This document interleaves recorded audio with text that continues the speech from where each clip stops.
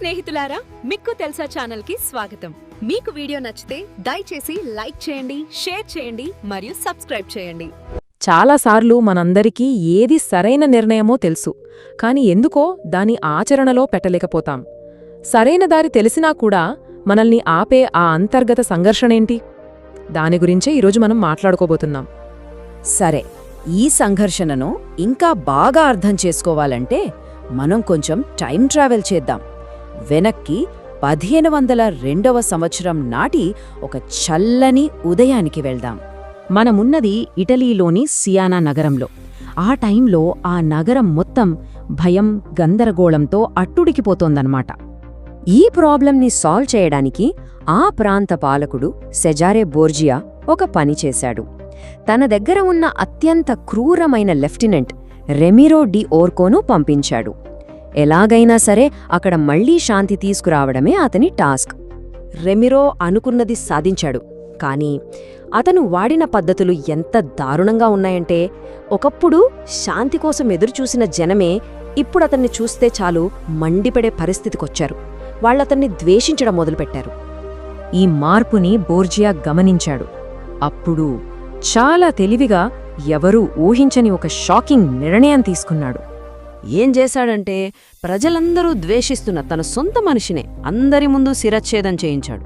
అంతేకాదు, అతని శరీరాన్ని నగర కూడలిలో ప్రదర్శనకు పెట్టాడు. సో ఇక్కడసలు పాయింట్ ఏంటంటే, ఈ ఒక్క దారుణమైన పనితో అతను ఒకే దెబ్బకి 2 పిట్టలు కొట్టాడనమాట. ఒకవైపు ప్రజలు శాంతించారు, మరోవైపు తన అధికారం ఎంత గొప్పదో దానికి తిరుగులేదని ఒక స్ట్రాంగ్ మెసేజ్ పంపాడు.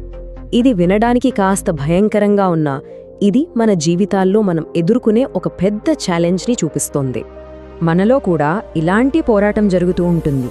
మన మెదడుకి తెలుసు సరిగ్గా పనిచేయని ఉద్యోగిని తీసేయాలని, మనకి హాని చేస్తున్న సంబంధాన్ని తెంచుకోవాలని, మంచి కెరీర్ కోసం వేరే ఊరికి వెళ్లాలని. కాని మనసు ఒప్పుకోదు.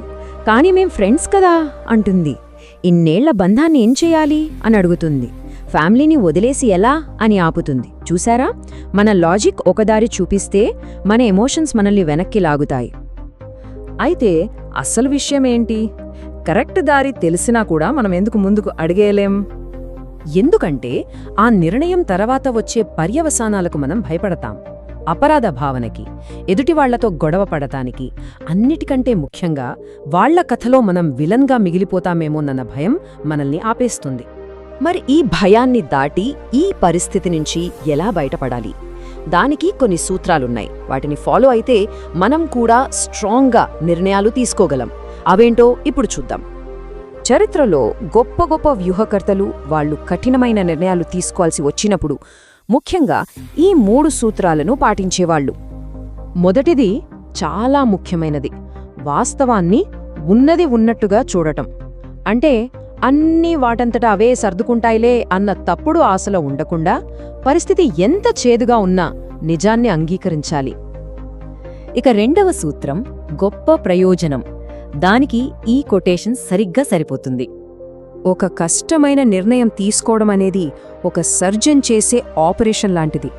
అప్పుడు నొప్పిగా ఉంటుంది, కాని భవిష్యత్తులో మనల్ని నాశనం చెయ్యగల ఒక విషాన్ని అది తొలగిస్తుంది. అంటే దీర్ఘకాలిక ప్రయోజనం కోసం స్వల్పకాలిక నొప్పిని భరించాలన్నమాట. ఇక చివరిది, ఇది చాలా ముఖ్యం. సరైన పని చేయాలంటే దానివల్ల నలుగురు మనల్ని ఇష్టపడకపోయినా పర్లేదనుకోవాలి. ఎందుకంటే మనం ఒక స్టాండ్ తీసుకున్నప్పుడు, ఒక హద్దు గీసినప్పుడు వేరే వాళ్ల దృష్టిలో మనం విలన్ అవ్వడం ఖాయం. దానికి సిద్ధంగా ఉండాలి.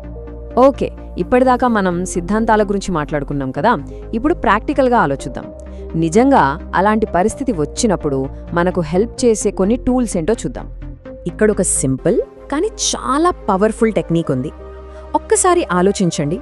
మన బెస్ట్ ఫ్రెండ్కి సరిగ్గా ఇదే సమస్య వస్తే వాళ్ళకి ఏం సలహా ఇస్తాం?